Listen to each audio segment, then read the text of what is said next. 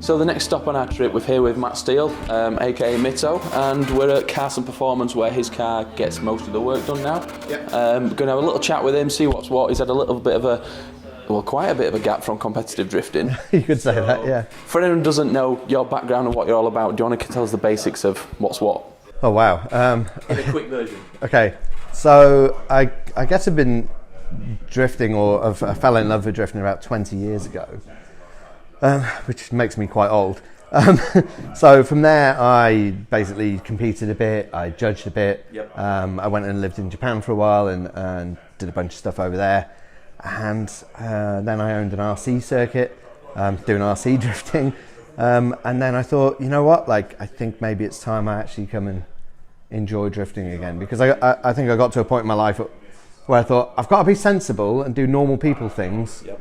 And, you know, like, buy a house and that kind of stuff, and then it just turns out I'm an idiot and I can't help myself, so here we are again. Yeah. So is it you coming back to competition? Is it for, are you wanting to get on that podium, are you wanting to have some fun? What's the aim of you? What's the goal for this season? Okay, so I mean, if you're going to compete, the purpose obviously is to get on the podium. Yep. So there is that aspect to it, and it'd be great if I could win and, you know, sort of do something, you know, come somewhere. But more than that, I think because of my experience, I'd like to use my experience to just present something a bit different. So obviously I'm very Eastern focused. I like that style, I like that style of car, that style of setup. And I think it's something quite unique and unusual in the BDC to have a car that drives the way mine does. So if I can just show people like a different aspect of drifting, then I'll be more than happy. So it's bringing that different look in. Yeah. And we've just been outside looking at your car. Run through the basics. So S15.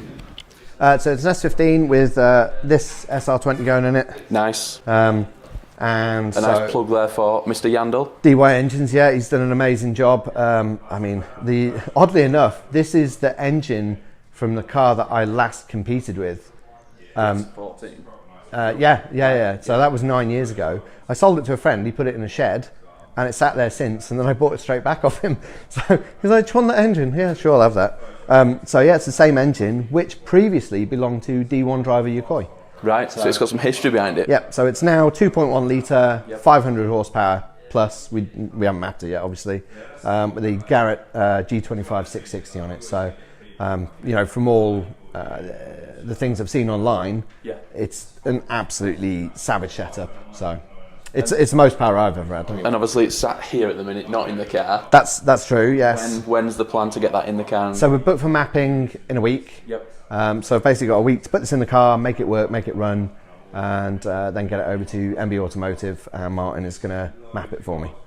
Sweet. And then 2 days after that I'm testing it, and then the week following it's game time. So no pressure. Next question that you seem to have, where possible, you seem to be getting a bit of seat time and getting your foot back in the game. So I think a big difficulty when you go to competition is you get so focused on the competition itself. Yes. You forget that you're just meant to go and drive and enjoy your car, and the more you drive, the better you will be.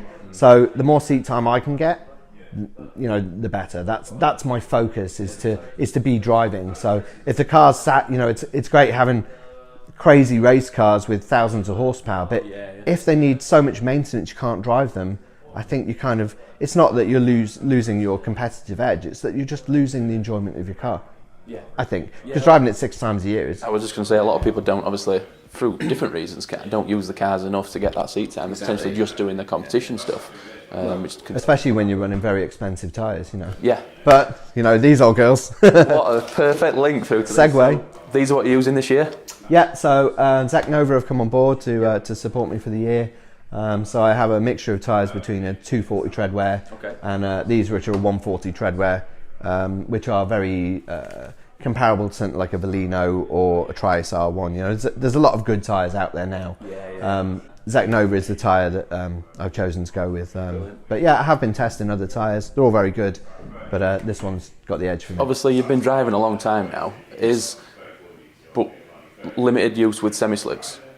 I've never actually had anything more than a 235 40 18 street tyre. Right. So everything you've ever seen me do has been on a street tyre When guys have had 700 horsepower and 285s, I'm still there on my little, 235s and my 400 horsepower. It'll be good to see. I mean, from my personal experience, when I moved from, just from new road tyres up to semi-slicks, that jump from breaking things on the car and the speed difference was massive. I've been testing because obviously I realised, I've had a big gap, and also, the technology's changed. So, and for me, even the setup of the car has changed a lot from the last time I was really driving with any conviction. So I have done bits and bobs in the last few years. I haven't just gone completely off grid. We've obviously mentioned Dave at DY and the tyres. Is there any other sponsors, partners that you want to give a shout out Absolutely, this guy. So Simon and Lewis and Danielle at Carson Performance. I literally couldn't do any of this without them at all. My friend Shane in Japan at Stacked. Jack West Mods have looked after me as well. So Dave has looked after me. We just mentioned Dave. I'm trying to remember now. Oh, of course, my media guys. So this year I've had Bradley from ImageB. He's come on board as my official photographer of the year. So, oh man, his photos are spectacular. So he did the photo that you used to promote my entry on. And then also I've got Quantic Studios who've come on, who are producing my YouTube channel, which is Drift Crash. There's a plug. So they're producing that channel and they're going to follow me around with the competition. So with that as well, I'm going to try and involve as many guys from the old school of drifting right up to very current drifting as I can. I just want to highlight the hard work that people put in, especially the guys that have been here since the beginning, because it's been a tough journey. Long haul. But I mean, if it wasn't fun, we're lifers. This is it. This is what we do. So not a hobby anymore. Stuck in addiction.